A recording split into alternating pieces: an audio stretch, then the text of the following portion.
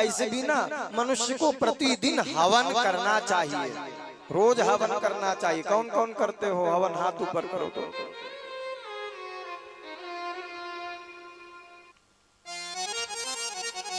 अच्छा, इधर वाले ना करें तो करदम है, कर्म में लगे हैं, अपने काम में लगे हैं भाई लोग, नहीं भी कर रहे हैं तो चले, लेकिन इधर वालों को तो जरूर करना चाहिए। माताओं से निवेदन है, पहले के माताएं रोज हवन करती थी।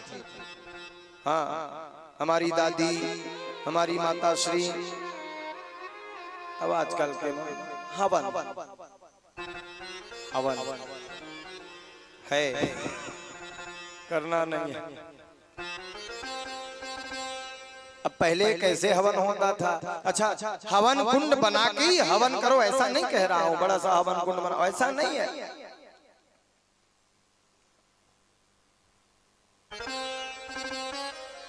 बोलो जय जय श्री राधे। ते हवन करता नहीं कर रहा, करना चाहिए ना।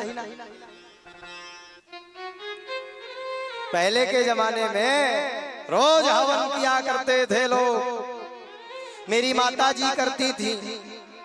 अच्छा, यहाँ बहुत सारी माताएं बैठी हैं, भले इनको मालूम नहीं ये भी हवन करती थी। अच्छा माता जी, चूल्हा में रांधे जब ले सिलेंडर आए तब ले हवन बंद।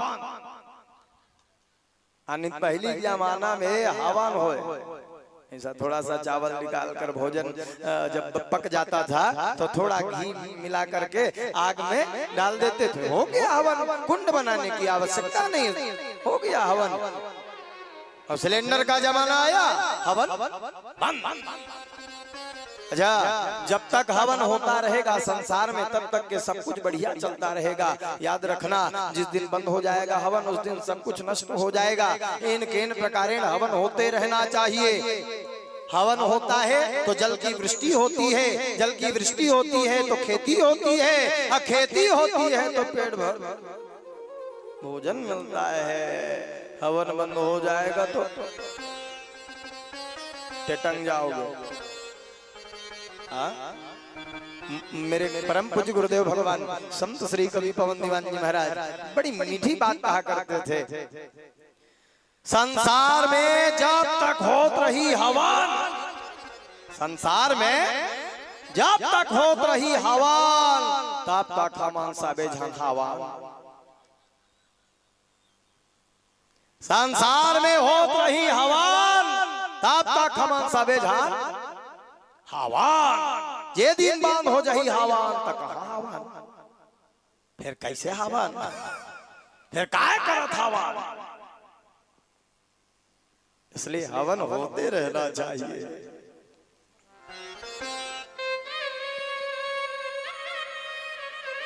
देवहूति हो जाए।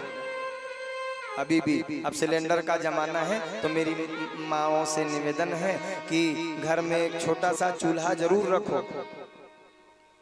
थोड़ा अग्नि प्रज्वलित करो। और चूल्हा नहीं तो कम से कम सिगड़ी रखो, सिगड़ी नहीं रखो तो हुमाई रखो, छोटा सा इतना। अब भोजन बनाने, जब भोजन पक जाए तो थोड़ा सा ही दूसरा चावल भोजन भात, उसमें थोड़ा सा घी और घी मिला करके भगवान को अर्पण करें, हो गया हवन।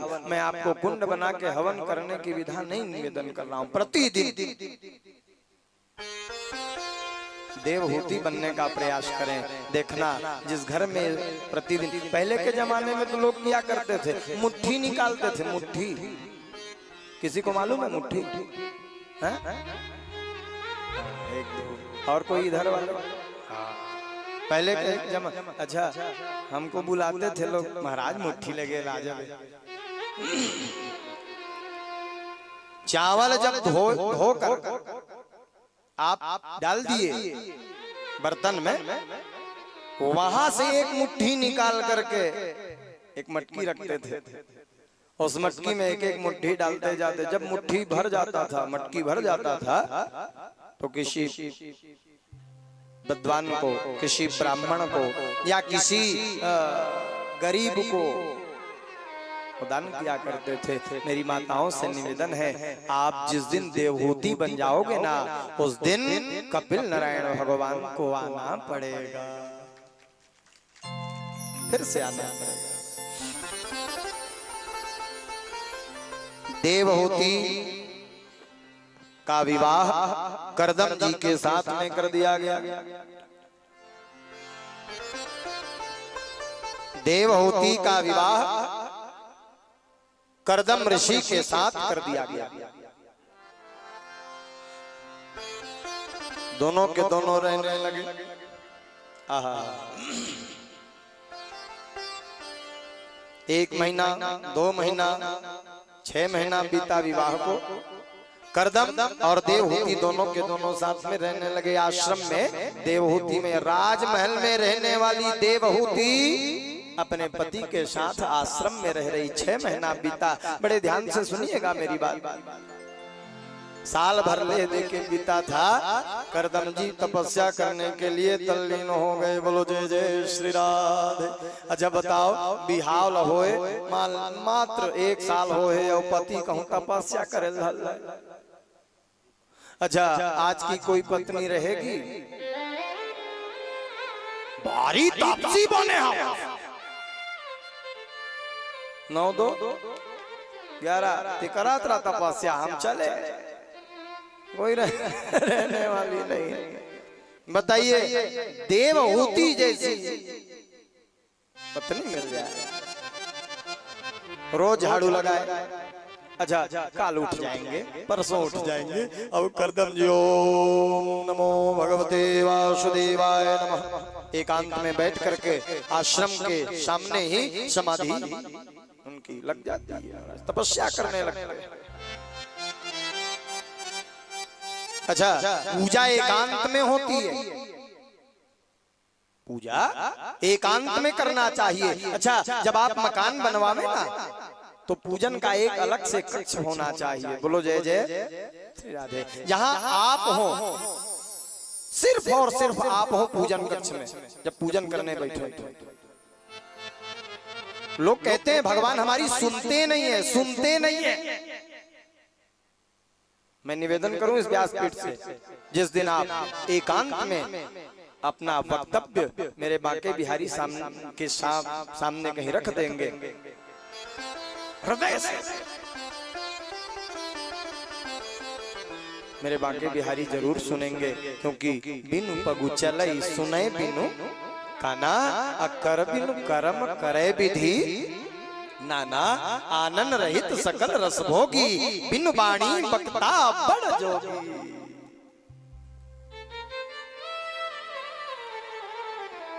पूजन एकांत में होना चाहिए। क्या? अच्छा, 4-5 चीज एकांत में होने चाहिए। कौन कौन से? हमारे गुरु जी कहते थे कि भोजन भजन खजाना नारी, ये सब पर्दा के अधिकारी। कौन कौन? भोजन और जोर से बोलो, भोजन को एकांत में करना, कोई देखे ना। हाँ, लेकिन आजकल सिस्टम चेंज हो गया है। अच्छा, पहले के बुजुर्ग लोग देखा हूं मैं, तो दरवाजा लगा मैं खा था ऐसा कहते थे। वो आजकल थारी धर के गली। बताइए। अच्छा, भोजन बैठ के करना चाहिए कि खड़े खड़े भोजन करना चाहिए? बोलो। बैठ के ना आजकल के लोग। अच्छा, आदमी खड़े खड़े खाता है कि जानवर है? तब आप अपने आप में डिसाइड कर लो कि आप आदमी हो कि। बोलो जय जय। मैं क्यों बोलूं भाई?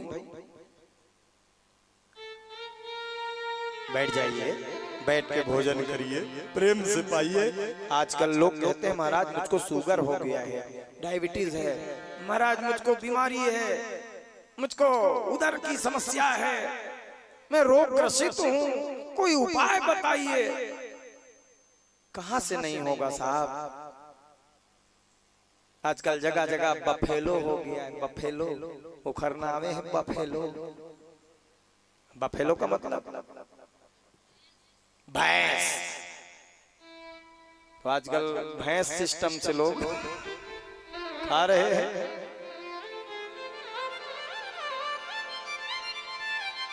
मेरा निवेदन है एकांत में भोजन होना चाहिए। भोजन भजन और भजन भी एकांत में होना चाहिए।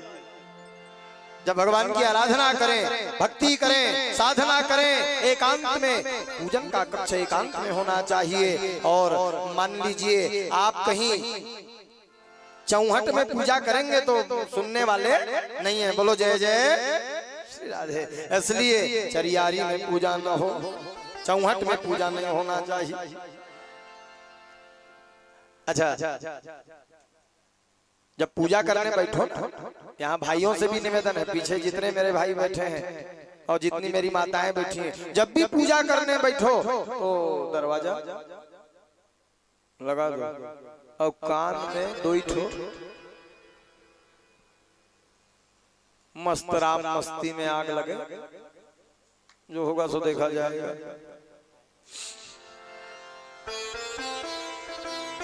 अब मान लो घर में कहीं सबके कई लोग को दिखाने के लिए पूजा करते हैं। मैं रोज पूजा करता हूं।